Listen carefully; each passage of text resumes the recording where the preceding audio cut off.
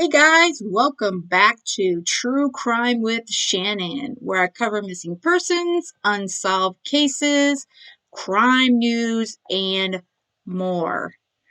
Alright, so we are now awaiting Bryan Kohberger's arrival in Idaho. He is on a private jet, and as of right now, he's still not in Idaho. Apparently, he was taken this morning from Pennsylvania. They made a quick stop in Illinois and they are on their way to Idaho. But before we talk about the case today, the investigation, I always like to feature a missing persons poster on the channel, and I've got two. They are related. So let me pull that up real quick. Okay, these two are missing together, it seems like. And these are more missing out of the metropolitan Washington, D.C. area. Just like Memphis seems to have a whole lot of missings, seems like Washington does as well. This is Landa Mines.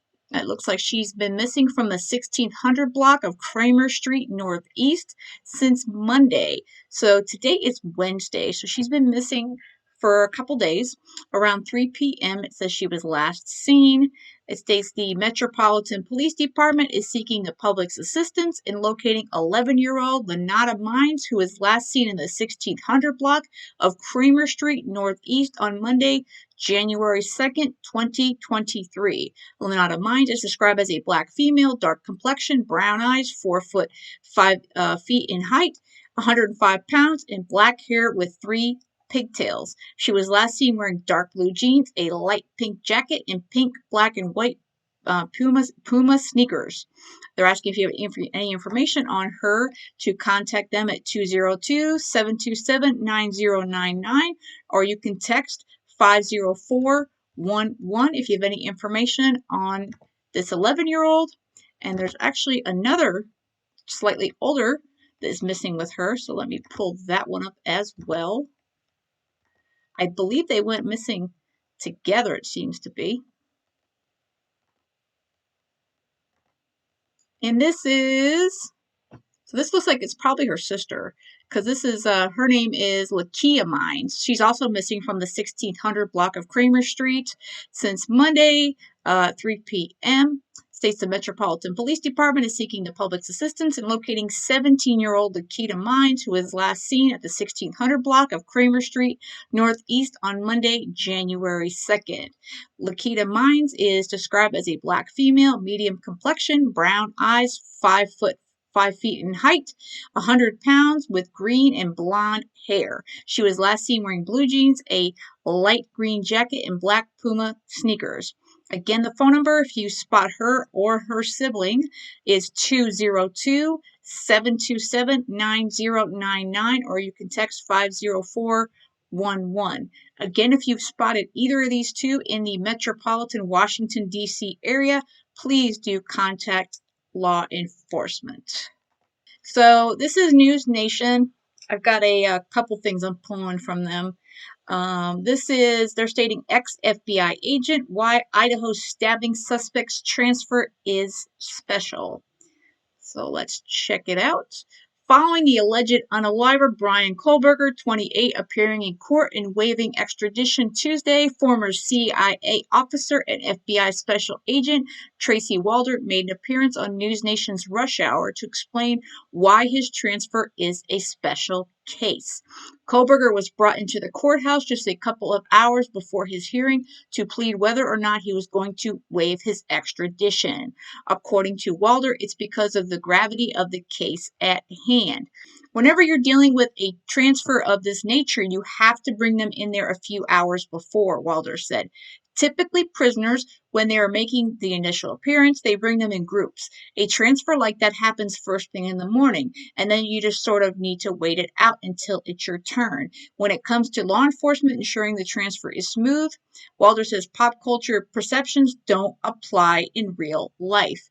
The U.S. Marshals, they are the best of the best. This is what they do all day, every day, Walder said. I would imagine just to ensure safety of him and everyone else, this will take place at probably an odd hour and probably via air. I would imagine that transporting him via vehicle will perhaps be a bit risky and also kind of create a circus. So as we know, he flew out this morning. And let's watch a bit of the interview from Rush Hour on News Nation. And Tracy, obviously this is certainly not a movie, but common in a lot of action movies, there'll be a criminal transported, being brought back somewhere. Something goes wrong, they end up being set free. How does law enforcement stop that from happening in real life? How does law enforcement ensure that the transit does really go smoothly? It's hard because we're dealing with pop culture perceptions, right? That's what's the most in our face all of the time. But really, the U.S. Marshals, which I would imagine is going to help with this transfer, they are the best of the best. This is what they do all day, every day, in terms of prisoner transport.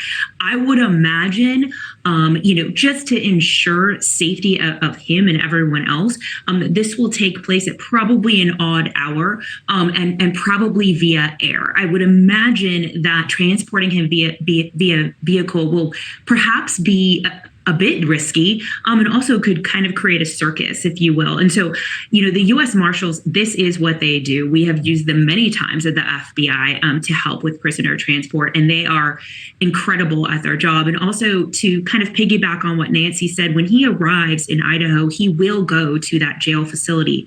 But once he makes his initial appearance, if he is not given bail or if he cannot make bail, he will be sent to prison. Jails are really just holding facilities. And Trace, last question for you. We know the FBI was brought in on this almost from the very beginning. Now that a suspect is in custody, how does that role change, or does that role change? So they're not going to just pack up everything and say, goodbye, have a great day. They are going to probably be called as witnesses in this case, in terms of how they gathered evidence, how they did some of that DNA tracking and digital evidence. And so they will be with this case every single step of the way throughout their prosecution. They have to be. All right, Tracy Welder, as always, we appreciate your expertise. So that's really interesting. I like to hear from, and this former FBI agent, I really like her. She's definitely got a lot of good information, and like they said, she was explaining the process, how the obviously the federal and marshals, they're not going to be gone. I mean, there's so much more work to be done. So it sounds like, if we're talking, as I'm recording this, it's close to 5:30 right now. So he's not going to arrive in Idaho until some point this evening. So I'm thinking he may make his initial appearance maybe tomorrow morning, which would be Thursday morning. But we shall see. And from that, once he makes that appearance, they'll be able to hopefully release that probable cause affidavit, so that we can see what they have against Bryan Kohberger. So I'm definitely hoping that they don't seal it like they did with Delphi.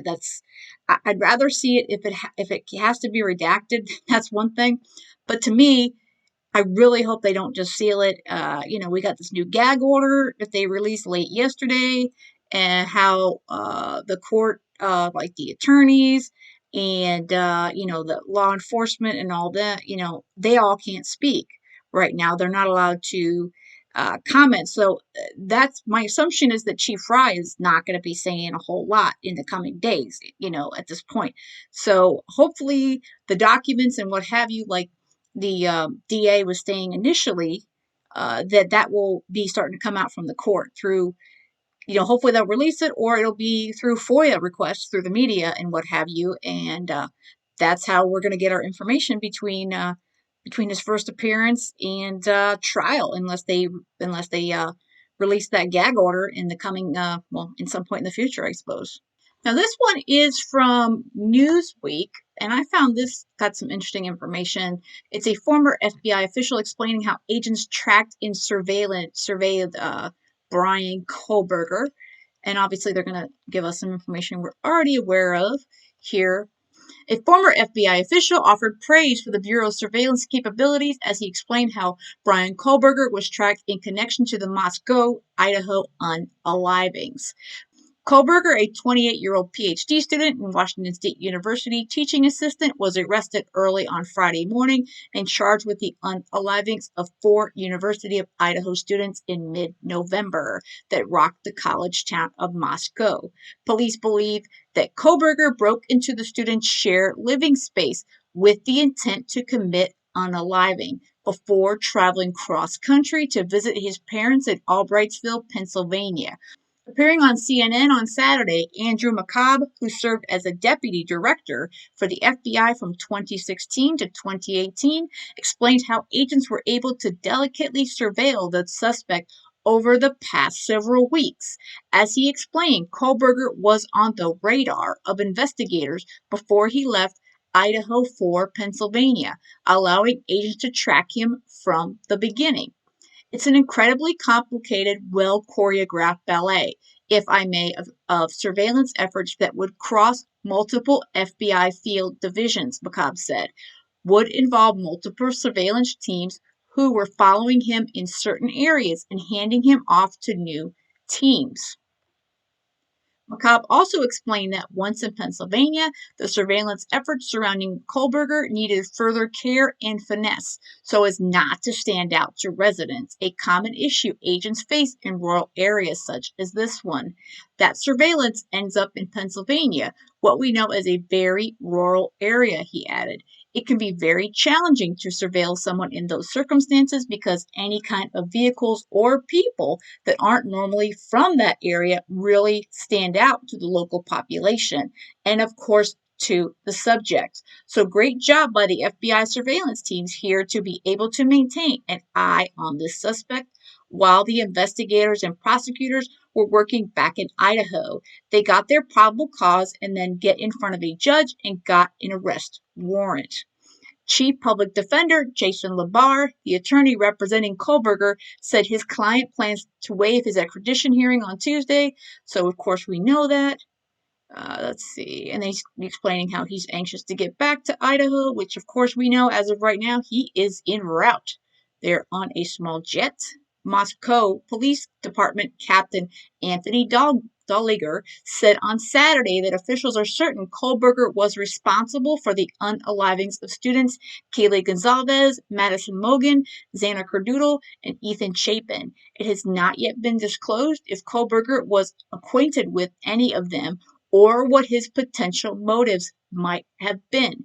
The FBI has committed its full support to our partners with the Moscow Police Department in an effort to solve this horrific case and bring some resolution for the victims' families, FBI's Salt Lake City Special Agent in Charge Dennis Rice said in response to an inquiry from Newsweek. Though nothing can bring Madison, Kaylee, Xana, and Ethan back, we remain dedicated to working with our state and local partners throughout this investigation. So that's interesting. So it was a lot of pass off, which I'm thinking those, while I'm hearing that obviously they're not going to confirm this, I don't know if they'll ever confirm this information that those two stops, and the second video has been released today. I saw Brian Inton tweet it, and a bunch of other folks do have it as well. The first initial police stop when he was in Indiana with his father driving back home. They're not going to admit it, but and I know that a lot of those states do have pretty strict, laws, and a lot of them do say there's a lot of times that people do get pulled over. I start to think that they were following him from the moment he left his apartment in Pullman. I believe they were following him, and I think that those stops were to check on him, and probably the first stop, they were checking him out, and the second stop, they were doing it again.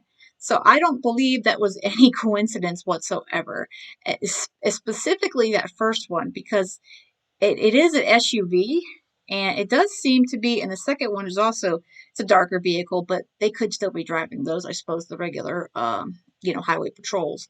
But I just feel like, to me, my opinion is that they were, that was, strategic on the part of of the FBI. They had, maybe it wasn't the FBI, maybe it was the local PD, but they had them take care of that for them. So I don't think that I think they knew exactly where he was. They kept an eye on him for those days he was traveling from Washington to Pennsylvania. So they knew where this guy was from as soon as he left, and they just could not arrest him until everything was in a row and that probable cause affidavit was in place, and the judge said, "Go get him." And of course, when they got him, they busted down the house because I mean, people are still arguing about the fact that, although they knocked on, they went and knocked on the door, at Bryan's parents' house. They went knocking at 1 or 3 in the morning. They're like, hey, is Bryan home? Come on, y'all. They did not knock at the door. They busted in. They had up to, I'm sure, 50 agents from what I'm hearing. I don't know exactly how many they had. They had a team, okay? They had a SWAT team, what have you, a task force. They broke down windows and they broke in there, and I guarantee you they had both his parents and him, to make sure everybody was safe. They don't want him to do something to himself and hurt himself or get away, and they don't want any of, they don't want his parents to get hurt, and they don't want any of them to get hurt. So to make sure that everyone comes out in the best possible way, they're not going to let him know they're there. I mean, in the past that's happened, and they've had suspects get away or commit suicide. So yeah, they're not gonna risk anything by knocking at the door saying, "Hey, is Bryan home? Can we have a chat?" I don't think so. So they definitely broke in there, and I'm sure his parents were stunned to death, and I'm sure Bryan thought, "Holy crap," So, but definitely, it was definitely a maybe not a raid per se, but it was a planned attack on that home to get him in custody and make sure, everyone came out alive and okay. Because they don't want, anything to happen to him or any of them again. They don't want anything to happen. They want to bring him, as they're doing right now, they want to bring Bryan back to Idaho to stand for these charges so they can get justice for these 4 college students. You can't get justice if the guy is dead. I mean, that's the bottom line. You can't get justice if he's dead. I mean, look, we had, with all these other ones, we had Uvalde, which that's just a whole nother hot mess altogether. But you have these shootings and this, and at these schools and these places, and while it's, they save folks by doing that, at the same time, that suspect cannot stand, trial, and and these folks that are victims can't get justice if the suspect or suspects are no longer living. So I applaud them as well for everything that they did. And as much as we all thought for the last 6 or 7 weeks that we thought everybody was dragging their feet, they were obviously not dragging their feet. I think that they knew they knew about who, they had an idea. As soon as, like I said, they had that genealogy and that DNA, they were just trying to get everything taken care of and do their thing. And again, I never thought this was a cold case. So I think they did an amazing job. And again, hats off to the entire, you know, all of them from Moscow to Pennsylvania, FBI, state police, every single one of them. They did a great job. All right. And we got the New York Post discussing how the Idaho suspect Bryan Kohberger's defense team has hired a crime scene reconstruction expert. Uh, of note, Ann Taylor, who has been his assigned uh, defense lawyer, a public defender in Idaho, which as soon as he touches down there and I guess makes his first appearance or hits the jail, he will be speaking with her, I believe, for her team. She's a divorce lawyer. Apparently, that's her expertise, but she also has experience in dealing with a major crime involving a cop. But she's apparently no stranger to criminal cases at all. Okay. Accused unaliver Bryan Kohberger's defense team has hired a veteran Washington State crime scene reconstruction expert. Forensic expert Matthew Nodell, owner and operator of Nodell Scientific, and his team spent 5 hours inside the home at 1122 King Street in Moscow, where 4 University of Idaho students were brutally stabbed on November 13th. While Kohberger faced a Pennsylvania judge on Tuesday and agreed to be extradited to Idaho, Nodell's team painstakingly examined the inside of the 3-story house and the perimeter of the property, which had earlier been combed for evidence by police forensic teams. This makes me think this is why they stopped the cleanup. I could be wrong, but this I think is why they stopped it, so they can so the defense can have their opportunity. The Post confirmed with Moscow police Kohberger's legal team, including his state-appointed defense attorney Ann Taylor, was at the home on Tuesday. Nodell was seen going in and out of the home, wearing white gloves and surgical foot covers over his shoes. According to his website, Nodell's specialties include crime scene reconstruction, bloodstain pattern analysis, and shooting reconstruction. So I'm guessing this is him right here. There he is. There's some photos.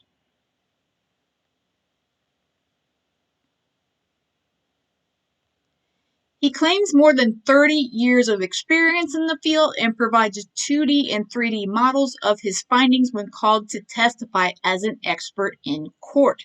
The evaluation and examination of bloodstains at crime scenes is often overlooked and misunderstood. According to the Nodell Scientific website, bloodstains can exist on clothing, walls, hidden behind baseboards, or under carpets. Do not underestimate the significance of bloodstains. Well, I keep thinking of the one outside the home, which is still disturbing to this day. As soon as you see that photo, I don't think it's left my mind. Over the years, Nodell has been called as a defense expert witness to numerous shocking cases, including the trial of Christopher Cruz, who was charged with the 2015 unaliving of his wife, Jeanette Pigman Cruz, in Worthington, Ohio. Nodell offered a second opinion on firearm and crime scene analysis on the Cruz case, and the jury ended up acquitting him after 12 hours of deliberation. Well, that's interesting. Nodell also was used as an expert speaking in a Fox investigation into rapper Tupac Shakur's death. That is interesting. So he's definitely got a lot of experience.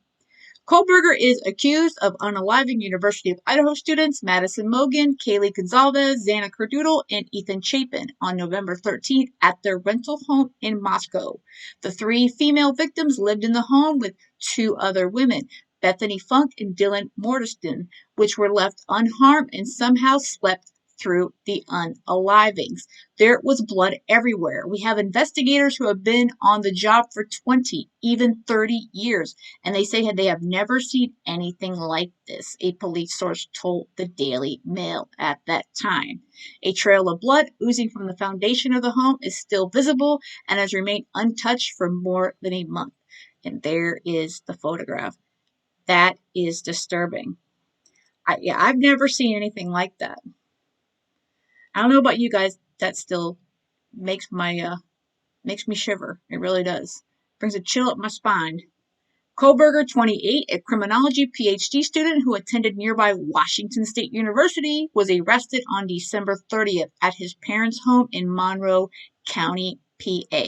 Plans to have a private crime scene cleanup crew take over the King Street home last week was scrapped after a judge ordered the home to be preserved. It remains an active crime scene with yellow police tape still surrounding the home. So obviously the fact that he was going to be arrested, that ceased everything right there. The Post reached out to Nodell for comment, but on Tuesday, a judge placed a gag order on the case, preventing anyone involved with it from speaking to the media or the public. Once he has been booked into the jail in Idaho and evaluated, Kohberger will appear in court where he will be formally charged with 4 counts of first-degree unaliving and 1 count of burglary. So there is our answer on why the cleanup suddenly ceased. That's it right there. And I don't know, I think this image is still, and obviously we haven't seen anything of the inside of this home. Thank the Lord. But this jury and everyone's going to have to see it. But this image to me is the most disturbing image that I've seen from this horrific crime. Seriously, I've never seen or ever realized that blood can come out of the foundation of a home. That's got to say something for how that crime scene inside that home looked. I mean, we can hear all these police that went in there, crime scene investigators, the experts tell us all the horrific details. And even Steve Gonzalez, Kaylee's dad, who he obviously found out quite a bit of information. And I don't know as a parent if I could deal with all that, but This one image, I think, is it just really it's compelling, and it's just it's disturbing. I mean, there's I don't know what else to say. It's just it's like it's horror. It's horror. So if that's coming out of the outside of a home, inside, I don't even want to then even go into that. But so it kind of makes me hard. It's hard to speak, about that particular fact or information. But again, this is the infamous photo that we've seen from the beginning, and the two girls on either left and right are the two surviving roommates. And I still think that one or more of the girls, or all three of the girls, were the target. Were the two downstairs even considered? That I don't know. But I believe he really watched the home. I believe he watched the home, and that's also been coming up that he stalked. And like I said, maybe Kaylee's assumptions that she had a stalker. Maybe they should have been discounted so early on, and I'm sure that's being further looked into as we speak. I mean, for all we knew, they were after Madison and Xana as well. But if Kaylee definitely had the most injuries, which is what her father Steve has indicated from what he was told by the coroner, she may have been the major target. And one final piece here is a bit of Nancy Grace speaking about how she believes that he stalked the girls for some time before he actually attacked them. So let's check this one out here. Grace, host of Crime Stories on Fox Nation. Nancy, good morning to you. Well, I mean, what a crazy thing this is. The father, for Christmas break, goes to the state of Washington, and they drive cross country together, and they get pulled over by cops twice in the state of Indiana. Now, once this suspect is returned to Idaho, we would probably see the affidavit. Based on your experience, what will we learn from that document? When we finally see the PC affidavit, the affidavit which supports probable cause, that is what is presented to a judge or a magistrate in order to get that judge to allow the arrest. We know that this arrest was an after dark arrest, which normally requires a little bit more PC than a normal arrest. Several doors and windows reportedly were broken in an attempt to effect that arrest because cops didn't know what they would be facing when they went into that home. We will learn a skeleton, bare bones, about DNA. We will learn, which I believe is going to be very, very persuasive, about cell phone data. I believe we will learn that that guy right there, Kohberger, was around the victims very often based on cell phone tracking, spying on them, stalking them. Wherever they went, he was there, looking in their windows, watching them, maybe at the food truck or wherever they went, and learning their patterns. I believe that he stalked them for weeks before he went in methodically and murdered them. When you look at this case, Nancy, and you look, looking back over your career and your experience, is there anything you see here that resembles previous cases or patterns that you've seen in the past? Well, first of all, it makes me sick because you know what a lot of people don't want to do, and I don't either, but I made juries do it, to think about what happened to the victims, waking up to someone stabbing them over and over in the torso until they were dead. That's not something you want to think about. But it does remind me not only of Ted Bundy when he entered into another sorority/fraternity scenario at the Chi Omega house in Florida, stealthily, after he had spied on them and murdered them. It also reminds me of BTK, Bind, Torture, Kill, Dennis Rader, who would spy on his victims, effect an entry, and then take his time killing them. He reminds me in certain facets of BTK. Interesting. I want to play something for you here, Nancy. This is Monroe County, Pennsylvania. Keep in mind that's where he and the father drove. This is the assistant DA giving an explanation as to why he would waive extradition. Interesting answer here. I'll get your reaction after we play it. I definitely believe that one of the main reasons the defendant chose to waive extradition and hurry his return back to Idaho was the need to know what was in those documents. The need to know what was in those documents. He's studying to get his doctorate in criminology, right? And next hour we're going to have the daughter of the BTK killer, and she's got some interesting things to say. Do you believe that DA there was right, that he wants to learn more about what they've learned about him? I think his reasoning to waiving extradition was two-pronged. Number one, why fight it? I've done 1 million extradition hearings. All they are is simply, are you Kohberger? And if he says no, then I would have a fingerprint kit right there in the courtroom to prove him wrong and send him on his way pronto. Number one, so why fight it? Number two, exactly what the DA said.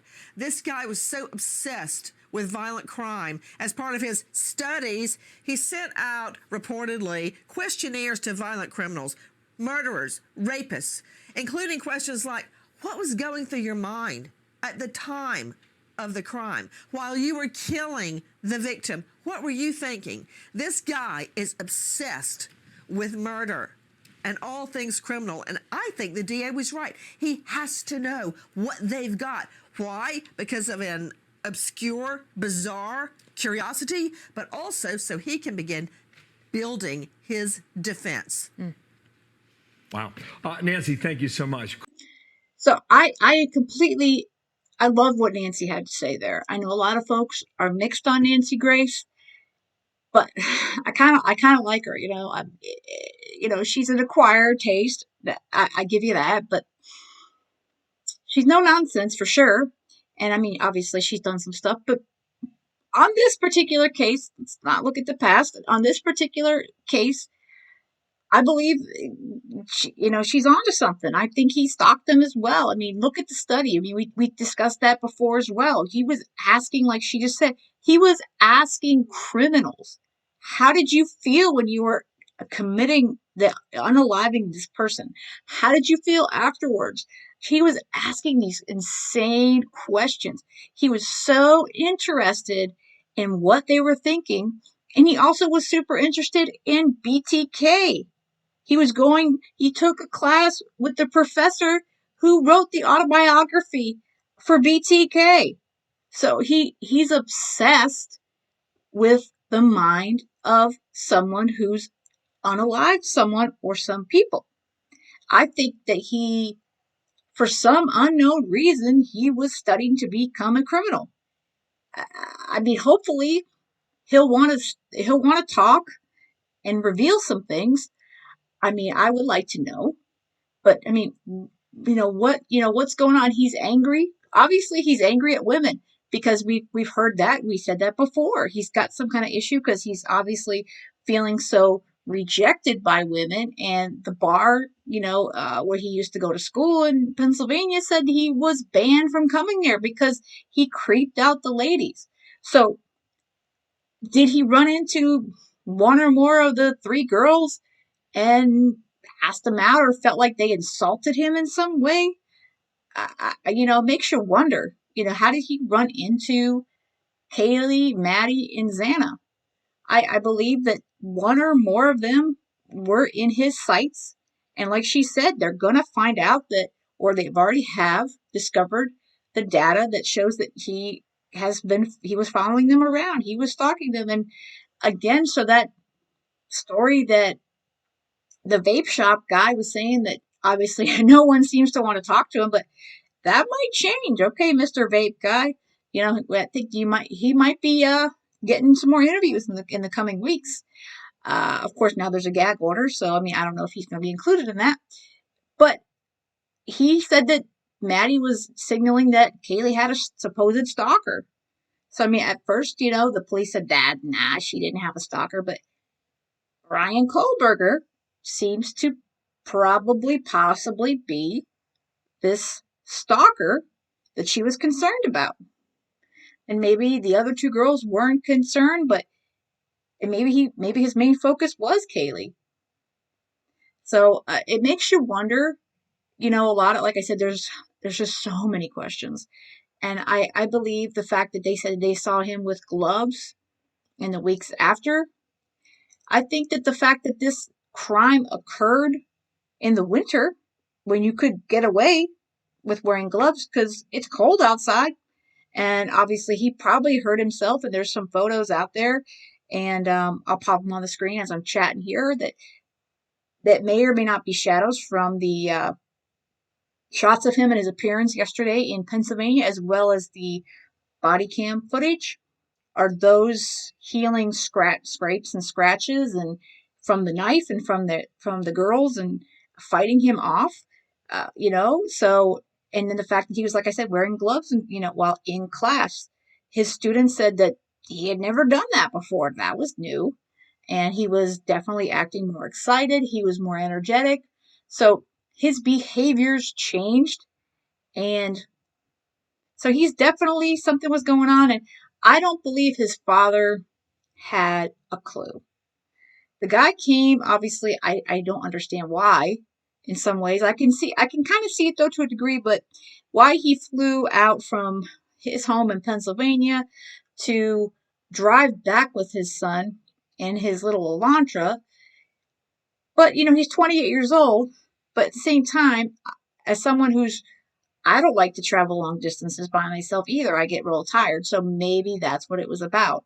He obviously didn't need his daddy to be right next to him. And maybe it was about quality time. They had a nice chats along the way and they made some stops and they maybe swapped off driving. Obviously, dad should have been driving more because Bryan got pulled over twice for following too close. But regardless of anything. And his father, I don't believe his parents had a clue, and neither did his sisters, anybody in his family. And I don't even think at this point that he had an accomplice. Him asking if anyone else had been arrested, I'm thinking that was a red herring, or he was concerned that maybe one of his parents or family members was arrested, like his father. So I think he acted alone, and I think that a lot more is going to come out. And obviously the rest of everybody around him in his apartment complex where he lived, the students in his classes at WSU, they all said he was a seemingly nice guy. And then after the horrific crime, he was still nice, but he was kind of different. So, it's very sus there to me. So there we go. So let me know what you guys think. We're probably not going to have the probable cause affidavit at the earliest tomorrow, which is Thursday. Hopefully, our fingers and toes crossed and all that sort of thing, that they don't seal it. I'm hoping that we actually get it because we're not going to hear much else due to the gag order. So, like I said, it's best we can hope for is some court docs being released, like the probable cause affidavit. And again, it's not going to be everything anyway, like Nancy Grace said. It's the bare bones information that they just needed to put the cuffs on this guy and bring him back to Idaho, period. That's all they need to get this case and the ball rolling on the judicial part of the case. So, all right, guys, that's it for this one. Again, let me know what you think in the comments of the whole thing. And if you've been following this case like me, it's just, like I said, it's just like a train wreck. You can't stop watching. Man, I don't know. So, even if I say I'm going to take a break, I can't do it. It's just so hard. You got to keep an eye. You got to keep, it's like, watching water boil or something, but of course that's much worse. But anyhow, all right, guys, I hope you have a great rest of the day. And most of all, stay safe.